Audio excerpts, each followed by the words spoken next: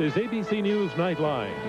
Substituting for Ted Koppel and reporting from New York, Forrest Sawyer. There is a quality in art which speaks across the gulf, dividing man from man and nation from nation and century from century. Those were President Johnson's words in 1965 when he signed the law creating the National Endowment for the Arts. Little did he know that what was in store would not be a gentle and generous agency quietly supporting artists, but a furious battle over art and obscenity. Critics say the NEA uses taxpayer dollars to pay for offensive drivel, and some say the agency should be abolished altogether. After all, they argue, it's not the job of overburdened taxpayers to support would-be artists who simply can't support themselves. Backers say the NEA's tiny budget, 68 cents per taxpayer per year, has enriched the nation beyond measure. And after all, they say, art is supposed to challenge its patrons' good taste and goodwill. The heart of this controversy is the heart of this country.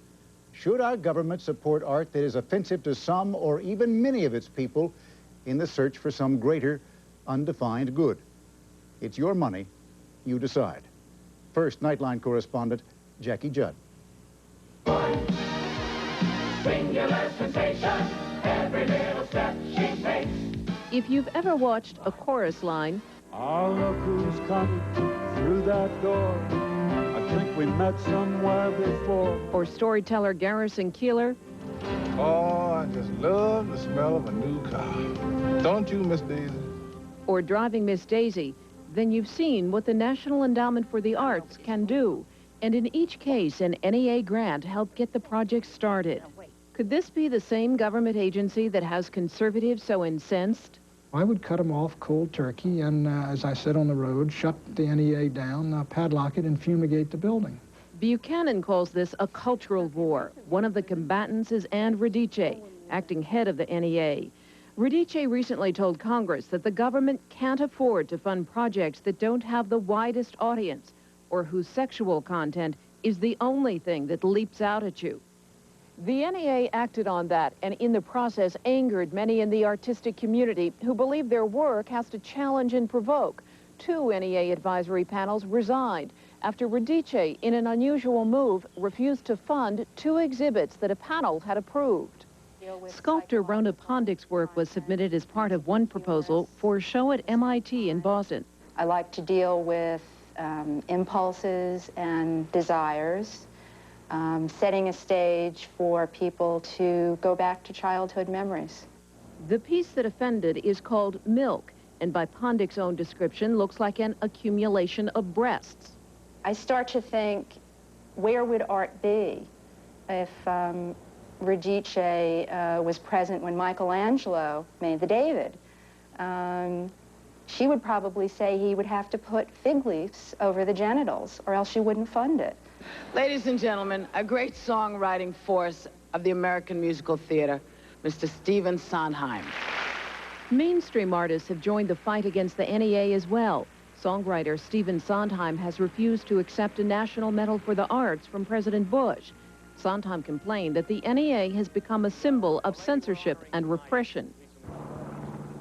Wallace Stegner, the Pulitzer Prize-winning author, also is refusing to accept a national medal. Stegner says he doesn't always like NEA-funded art, but he'd rather it be shown than censored. If it all has to be cleaned up and certified and given the good housekeeping seal of cleanliness, then I don't think it's going to matter that much, because it'll all get tamed down and there'll be no stimulation in it. You have to make some mistakes, because if you don't make some mistakes, you don't allow for the whole freedom of the imagination, which is what you're trying to encourage. Critics list among the NEA's mistakes support for Andre Serrano, who pictured a crucifix immersed in urine, and for Robert Mapplethorpe's sexually explicit pictures. What we ought to be thinking in terms of art as an uplifting experience, as opposed to art that tears down the values that we cherish in this country. What it has become is basically pork barrel for a small, arrogant elite which delights in offending and upsetting middle America. And I think it ought to be cut out. And I don't think they have any claim on public funds.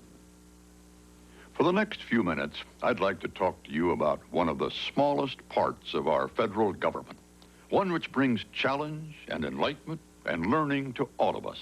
As this pro-NEA video tries to show, very few agency projects deal in controversy.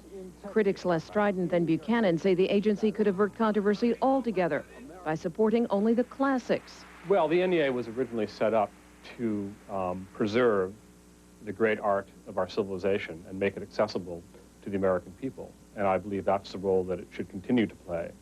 John Frohnmayer headed the NEA until being fired by a White House sensitive to attacks from the right. Frohnmayer says a tightly controlled NEA would end up, quote, funding the vanilla. To retreat to such a fortress mentality is to abdicate leadership, to admit governmental impotence, and to deprive the next generation of its opportunity to struggle with new work, new ideas, new challenges. 11 years ago, NEA was embroiled in another controversy. It had funded a design competition, and the winning submission was called Bizarre, a black gash of shame, an Orwellian glop. That design was for the Vietnam War Memorial. The immense popularity of the wall underscores how difficult it is to say today what will be valued and inspiring tomorrow. This is Jackie Judd for Nightline in Washington.